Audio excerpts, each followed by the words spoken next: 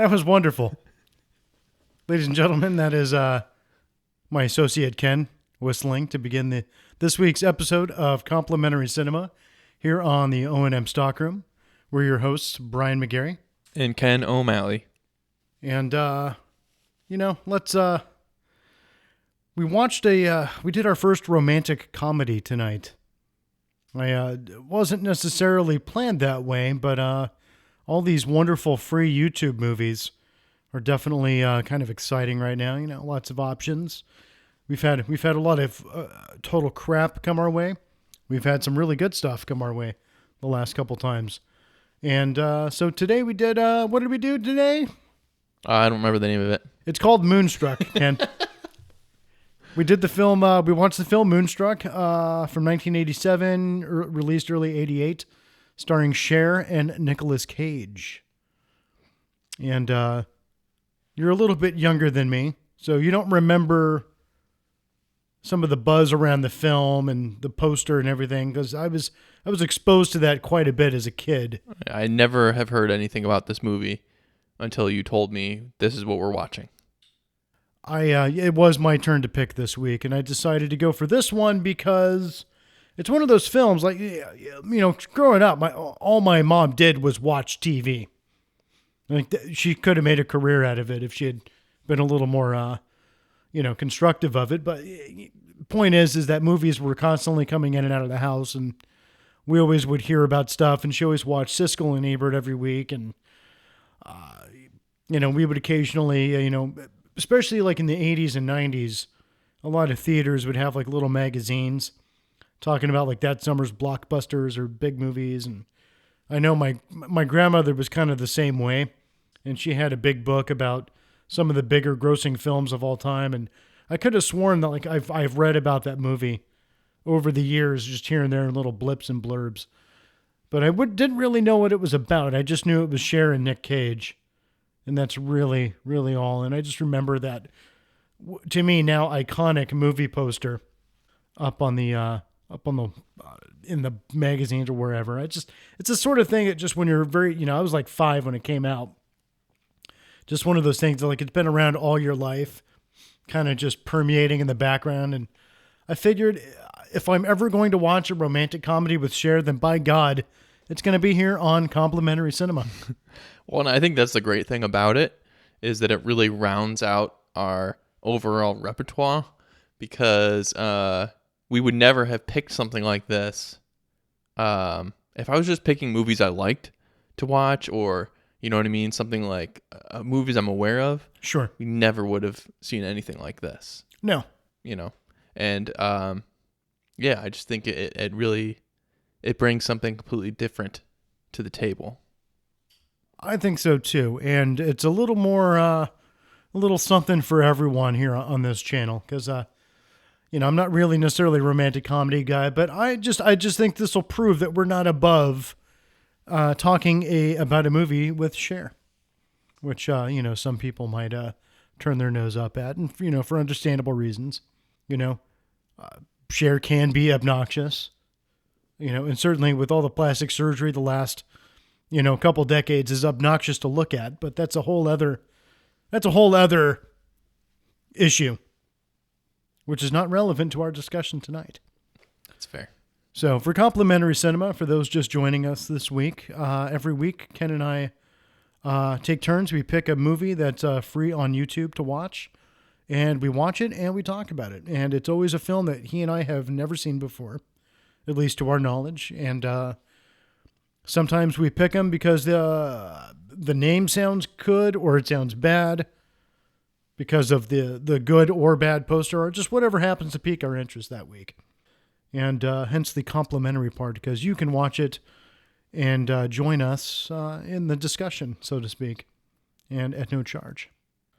So Moonstruck, starring Cher. What's your initial impression of this one?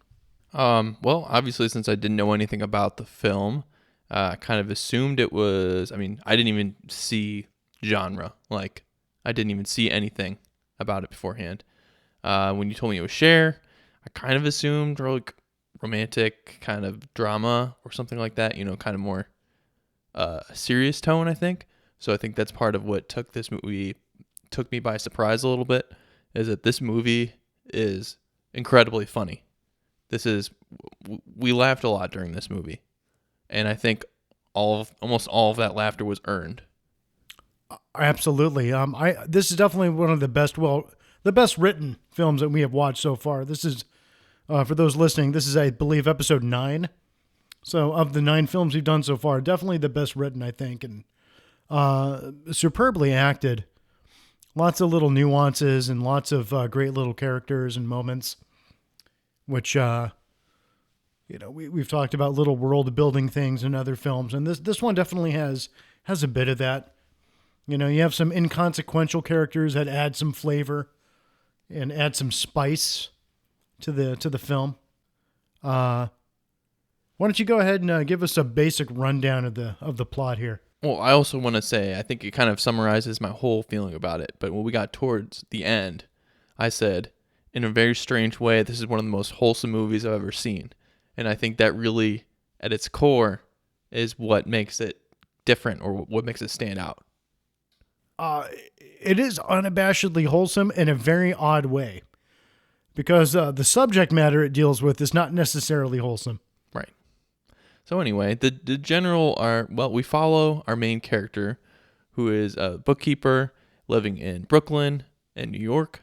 And one of the other characters I'll mention is pretty much like the city, I feel like, as far as the backdrop for this whole thing. You could not take the city out of this story. It's just another part of the movie. So anyway, it's our main character is living her life. She is with this boyfriend who very early on asks her, to marry her. Played by Danny Aiello, who's a well-known actor in many, many, many films. Right. And just seems kind of like, I don't know how to explain it. He's kind of a soft guy. He's kind of wishy-washy. He's a good-hearted man without much of a spine, is I think how I might put it. Yeah. Not a whole lot of substance. I think a lot of the characters in this movie, they kind of know what they want. And like everyone is very confident in the way they are. And he is confident in being unconfident. I think that's a good way to put that. It's like, he wants to propose to her, but he does it in a very ham-fisted way. And he doesn't even think to have a ring. And he doesn't think to actually get down on his knees and everything. And Cher's character is very forgiving of all of this because, he is a good man. But it just shows, and he does it like in a busy restaurant too. And it just kind of, it leaves an odd taste in your mouth, and just you have a hard time imagining her marrying this man. But this is where the comedy really starts taking off, though, because it is so absurd. Just his whole attitude and then her attitude back is like perfect, because she's not like offended by it. She's just very practical about it. Well, if I'm going to marry you, you're going to do this.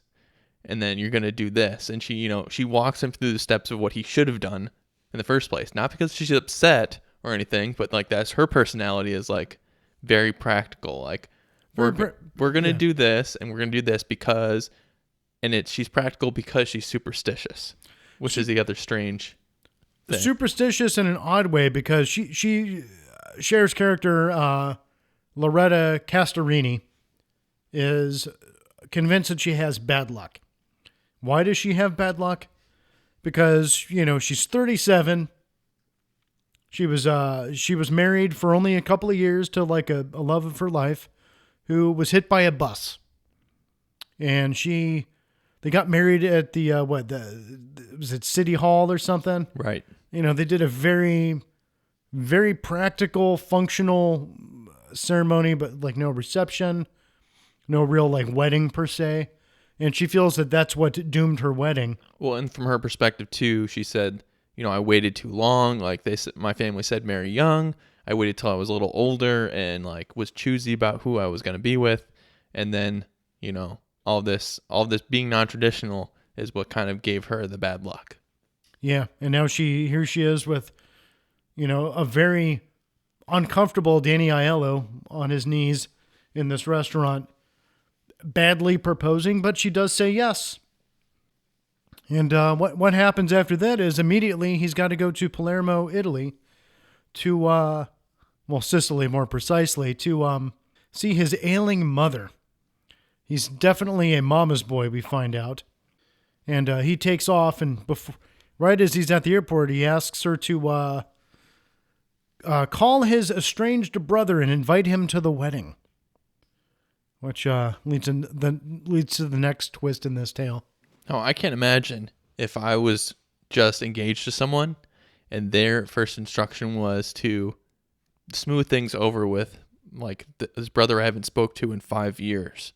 That would immediately set off some warning bells in my head. Like, first of all, I didn't know he had a brother. Second of all, apparently you're fighting and I'm supposed to bring you together. Like, that's kind of a tall order. And she definitely approaches it as an unusual request, which it would be, but she agreed to take care of everything with the wedding. So, that's, I guess, just part of it. She wants things to happen, so she ends up, she ends up, going home, telling her parents. Her parents are like, oh, God, you should, why are you getting married again? The first time didn't work out. You got bad luck, which, you can see where her perception of her fortunes come from. It's definitely an inherited trait at that point. But her father's upset. Her father doesn't like Danny Aiello. Her mom just, was worried that it's going to end badly for her. But her mom's going to support her, whatever. So she ends up trying to, hit up this brother, Ronnie, played by Nicolas Cage. So Nicolas Cage is a baker. So it turns out he was going to get married, but right before his brother came over and came to buy some bread and distracted him, and his hand got caught in the bread slicer, and he lost his hand, most of his hand, in the accident. And so from that point on, he disavowed his brother, and his soon-to-be wife left him. And his life just basically, he said, is ruined, and very emotional about baking bread, and fantastically emotional. His place in life at this point, his outlook on life, and just the way that they introduce him is fantastic. Because she calls him, and you just see the back of him, and he's like wearing like a white undershirt tank top, and he's greasy and his hair's a mess, and you just see him from the back with the phone, and he's just like like what's been wronged can never be undone, and he's just full of like this fury and rage, and he throws a bunch of coal into a furnace. Just a great little initial shot there, which I liked a lot. It really showed you the intensity and the ferocity of this character. And then when she ends up going down there to see him in person, and we learn the details that you just shared. And it is classic Nick Cage. It's a little bit over the top, but it's not, in this particular case, it's, and this is something I think happens a few times in the film with different characters. They basically find the limits of what is preposterous without going overboard, and they reach that limit. They just go right up to it, maybe just before they cross that line, and that's where they're playing some things. And his initial scene there with Cher is played like that, and it is fantastic. I think that's the beauty too of the comedy, is each character pushes to that line and maintains that line throughout the film. So like everyone is kind of crazy. When you start thinking about these people and how they interact with each other and all this stuff, they are way larger than life. But because they all balance so well, it's very watchable. Well, I mean, you really end up having an ensemble cast here. I mean, obviously you have your two main leads, but you see everyone else enough and they interact enough that you have a real ensemble cast, and which does provide that balance. And because they're all playing up here, so to speak, there's a lot of room for all of them to interact with in a way. And there's a lot of space for them to express their characters and their roles. And I just love that none of them go overboard. It's all contained just enough that it's just fantastic. Like there's some melodrama, but it's not hammy. Mm. There's some, declarations of, like of rage, of Nicolas Cage against his brother, but it's all, believable. And it's so much that it's funny, but not so much that it's unbelievable, I guess is how I might put that. So what happens after Cher and Nicolas Cage, they meet at this bakery, and they can't, she can't seem to get through to him. So she's like, hey, can I talk to you somewhere? And they go to Nick Cage's apartment, which I guess is right above the bakery there. They go up to this apartment. She cooks him some food, and it's just basically trying to get him to calm down. Like, look, I'm just trying to be the messenger here. I'm just trying to smooth things over with the family. Like, your brother wants to come, and, he's explaining why he is feeling the way he is. But she's kind of unraveling a little bit because, she's taking care of him, and she's explaining, her backstory and why she's got problems, and, everybody's got problems. Why are you so focused on this? Why are you letting it ruin your life? And it comes to a point where he realizes that, like, she and him, like, had the same pain, and they get each other. Yeah, they make a connection, and he flips the table over. Very dramatically, but not over the top. Just dramatically enough. And they end up together, kissing and carrying on. Together. And there's some great one-liners, too, in the build-up to them consummating their relations. And there's... and pretty soon after that, we kind of get to the source of the title of this film.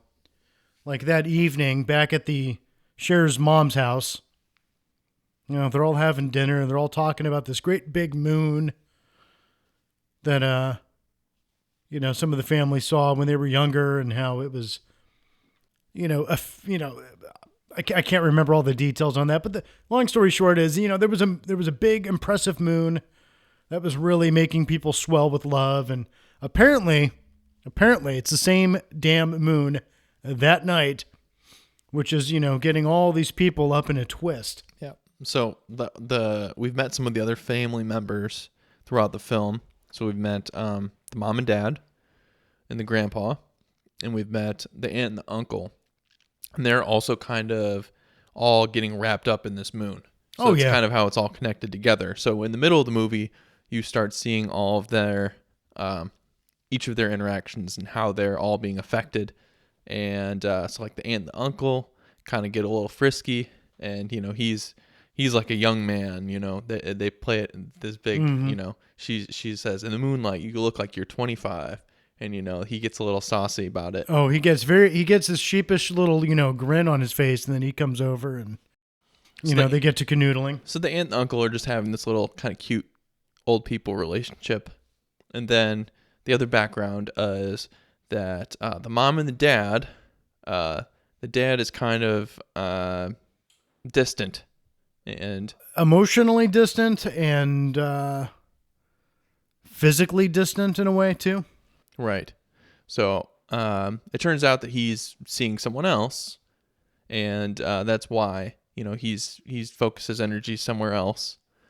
And so then the mom kind of feels like she's alone, and that's kind of her part of the story. And then Grandpa is just kind of a cool old guy, and very old Grandpa. He's just like living life, man. Very skeletal looking, not necessarily healthy looking. I mean, he's got to be, God, I would guess 80 or 90 compared to the other cast members, or at least, how the ages are portrayed. But he's got like 5 dogs that he's constantly walking and you know,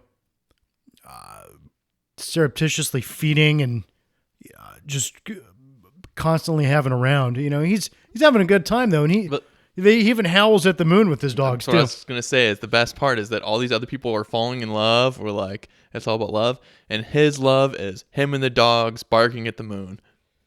He's a very minor. He's a very minor character in the whole cast, but he provides an odd kind of glue to things. Like he's like the most not uninvolved, but just the most neutral. It's just kind of going about his business, with his dogs. I mean, he has some important parts to play, but yeah, he's definitely he's like you said, connective glue. Just another part showing this living family, and a little eccentricities and things like that. So Cher and Nicolas Cage, they have their romantic encounter, and the next morning, Cher wakes up and she's just like, "Holy shit, what did I just do?" Because the effect of the moon has faded away. She's no longer moonstruck, and she's just kind of flipping out a little bit. Nicolas Cage, on the other hand, has been transformed. He is no longer the angry, brooding, fiery man that we met the day before. He's now the strange kind of peace has come over him, and he's just like, "Listen, I love you, I love you, I love you," which just pisses off Sherry even more. And they end up agreeing to go to the opera, and they go to the opera. And what happens at the opera, Ken? Well, at the opera, it turns out that Cher's dad and girlfriend, on the side, are also there. So they end up bumping into each other, and she's not there with her fiance. He's not there with his wife. It's a little awkward, and they decide to... they didn't see each other. Yeah, that maybe I saw something, maybe I didn't. I didn't see you. You didn't see what? Lots of great Italian accents, New York Italian accents in this. Yes. And lots of talking with hands, which I love. Yes. And lots of good Italian food. Incredibly Italian. That small town in a big city feel, where it's like this very close-knit group of people at the backdrop of this just big breathing city, living and breathing city. This is not the type of movie I would normally see or talk about. I think the main thing is just the level of humor, and it's just everything's very genuine. Even the parts where Nicolas Cage gets a little bit over romantic, especially in the scene when he's just trying to get Cher to come back over again. Mm-hmm. It really goes way, way beyond the Call of Duty and being poetic and just extra. I would say like a modern social take on that might call him a little bit of rapey. Yeah, he is pretty pushy in that scene. He's pushy, but it's just he's just that, like, where you just get completely taken over by an emotion, and he just goes with it. And I'm not criticizing it necessarily, but I'm just like, it's definitely I don't know what I'm saying. It's just great. Everything's wonderful. It's a good performance by Nick Cage overall. For a movie that the undertones of it, and the reason I say that it's strangely wholesome, is that the basic underlying story is like infidelity, and that's really the drama is this, all this sneaking around, and the mom's dying, like the fiance's mom's dying. Like, these things are bad things, but like, it kind of doesn't matter, like, because the movie doesn't focus on the bad part. It's just focused on like how these people are living and the emotions, and and the family aspect of it too, because I feel like all we really need to talk about at this point is the end and how it all wraps up. Oh, I think that's a good one. Now, the long story short, so all these loose threads, that have been building through this film. Like, Cher's dad with his little side chick, Nicolas Cage and his brother Danny Aiello, and even Cher's mom who had dinner with another gentleman. All these little loose threads start just coming back to the dinner or the breakfast table rather. On the morning that Danny Aiello comes to see Cher. And like once again, it all comes back to the family. You Yes. know, everyone keeps coming back to this. We're all family. Like we're all in this together. At the end of the day, The way that they just introduce, like it's like one person at a time. Like it's a very stage production like moment. it's wonderful. It's just the way that it builds is fantastic. The way that they introduce each character and how they kind of interact with each other for a minute is great. Because it starts with Cher and Mom, and it's Mom obviously knows that's Mom knows something fucky's up. because she didn't come home last night and she's got a hickey on her neck. Like I know that wasn't from your fiance. You're in trouble. And then the doorbell rings, so immediately you're like, oh God, it must be Danny Aiello coming to see his fiance. And then it isn't. And It isn't. It's one family member after the next keeps coming, and every time the doorbell rings, you're like, oh no, it's Danny. And then It's a fantastic way to build the tension too with everything. but then it doesn't relieve the tension when another person comes, because then they have tension with someone else that they their drama that they had, and It's like instead of like a resolution, it's like building a house of cards, and you're wondering like how it's all going to fall down. Mm-hmm. But without saying everything, it ends all right for him. Yeah, I just want to say like that really is what like the whole movie kind of was about. Yeah, It's about that like there's a whole bunch of problems in relationships with other people, but in the end, you're understanding with each other and you work it out. And I think that was just it was a very feel good movie. It's very enjoyable. this is what I love about doing this podcast with you, Ken, is because this kind of movie I know that you could translate and actually have it make sense. Because I would not have been able to.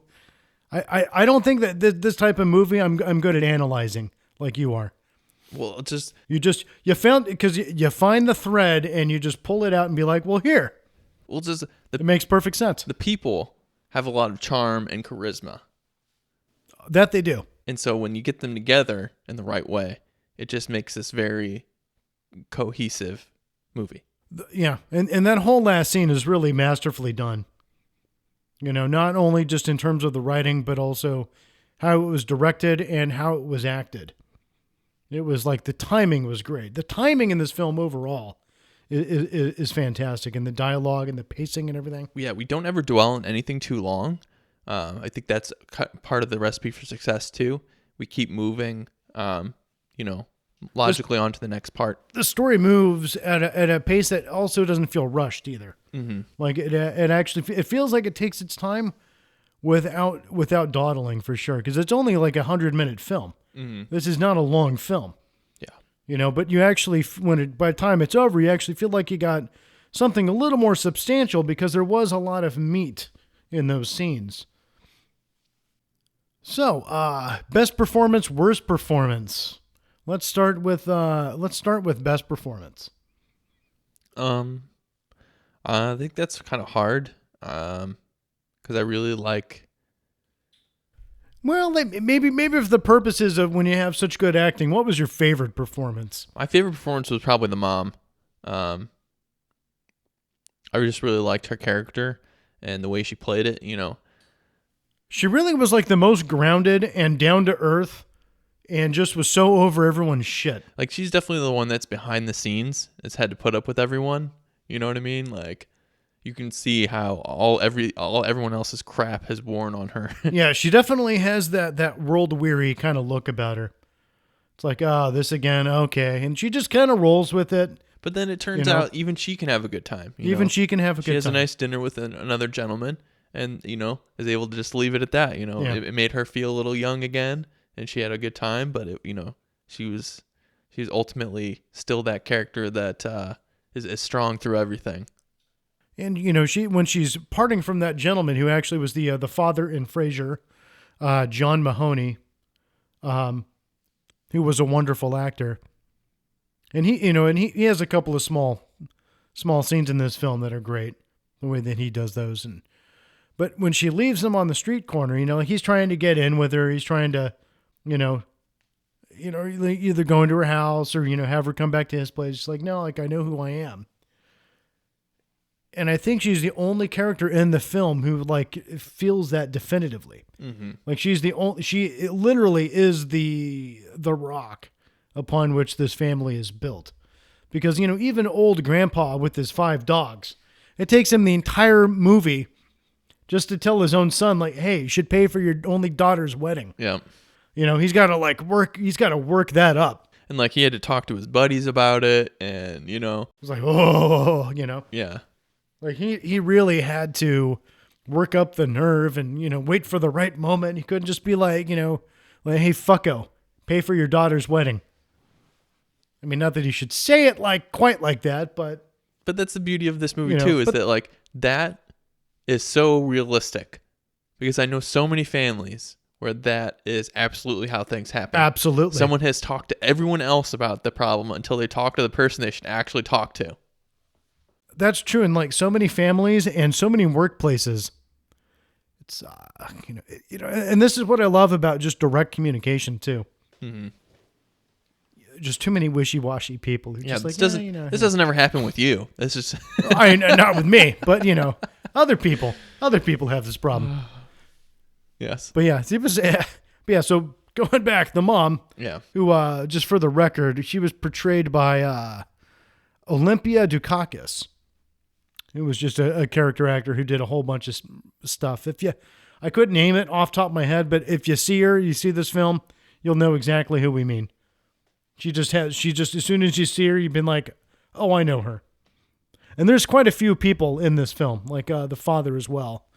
And I really enjoyed a lot of the minor characters too. I think she stood out kind of as the main character Cher obviously was really good. So, I really liked her character as well and the way that she played it.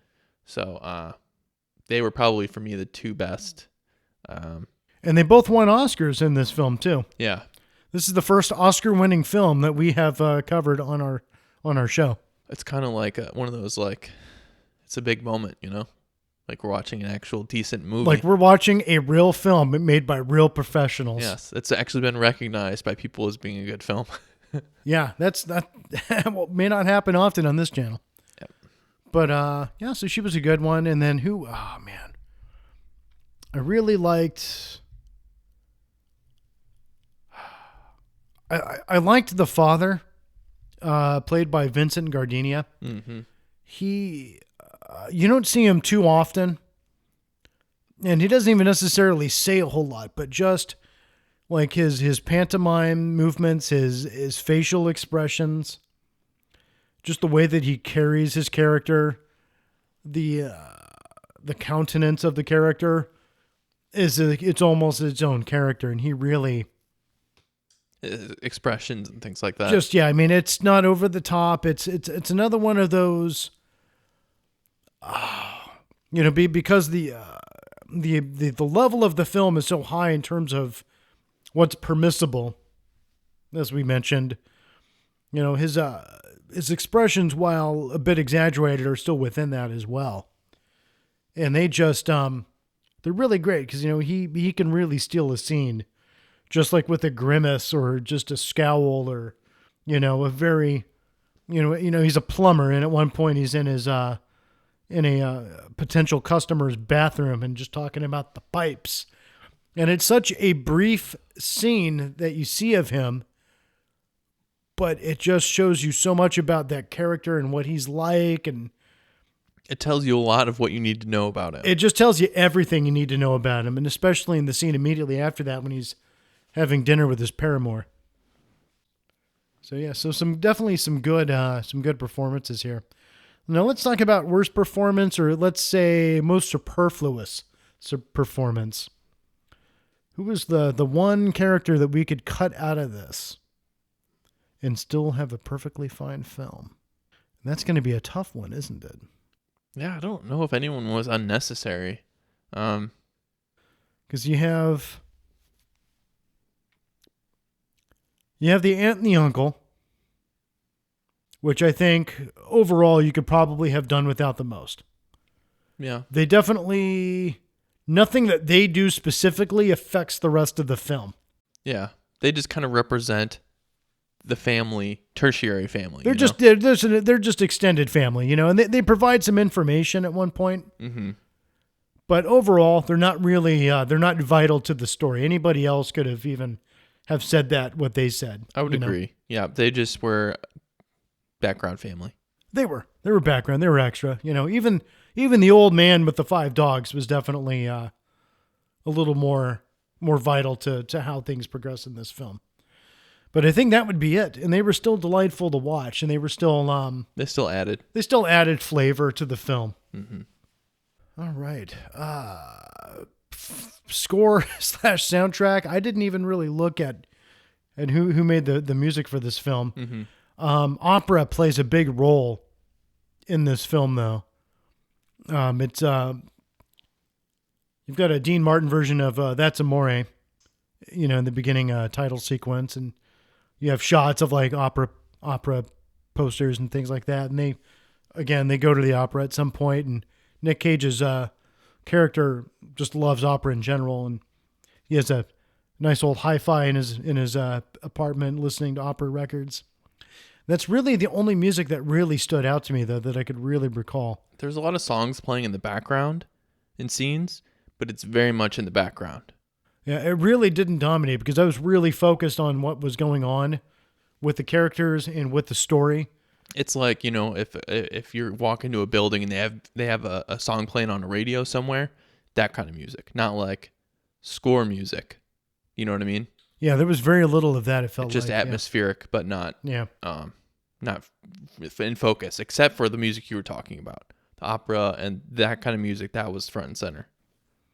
Yeah, it absolutely was. And one thing I love too about the opera scene is, you see these two working class people, Nick Cage and Cher. Nick Cage is pretty rough when we first see him. He's missing a tooth. He hasn't shaved. His hair's a mess. Not exactly dressed, particularly, nice. And you have Cher, who's just very, very plain in this film, which I thought actually was a very nice look for her. Mm-hmm. She's got a few gray hairs. She's not much makeup, wearing very, simple clothing. And then when the opera comes, Nick Cage transforms into a more cultured person, like this is his thing. And she gets extra too. And she gets extra too. She gets her hair done. She gets dolled up. Buys a new dress. She, but she's not really an opera fan, and like in the intermission, she even says, well, I like parts of it, but I don't really get it. Mm-hmm. And then when they go back in there, she does get it, and it moves her to tears. Yeah. And you can see, it's almost like that scene elevates in a way the quality of these two people. Like they're more than just what than what you see, mm-hmm. which I thought was a nice touch. And they connect more emotionally, where that you can see like she wasn't really going to make it with Johnny because he was just a plain piece of toast. You know what I mean? He was just very surface. And so the brother, gosh, what is his name? I haven't even said his name. Ronnie, yeah, Nick Cage, Ronnie, his character is very emotional, and that's why he loves the opera too. You can tell like he likes to have that the feeling and emotion that goes along with it. So they're just much better matched in that way. So that's it kind of shows their connection. And certainly on screen they look like the better pair for sure. Yeah. And Danny Aiello looks, at this point in his life, he was in his early 50s. He was still a pretty good looking guy, not too overweight, not too old, mostly a full head of hair. He looks like a pretty solid, good looking guy, but you can just see like even at dinner, like he looks like, Cher's maybe a little out of his league there. Mm-hmm. And he's kind of like trying to punch above his height, which, hey, who isn't? But definitely when Nick Cage comes along, they definitely seem more on a same kind of wavelength for sure. Yeah. So it's like, I mean, from the very beginning, the whole film's trying to get you to root for those two and just, try to find a way to conveniently, get Danny Aiello's Johnny character out of the equation.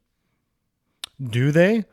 Don't they? I don't know. You probably can figure it out. Watch the movie. Watch the movie. I mean, oh, by the way, spoiler alert. So yeah, I think we can safely say we would both recommend this film. Oh, I absolutely would recommend this film.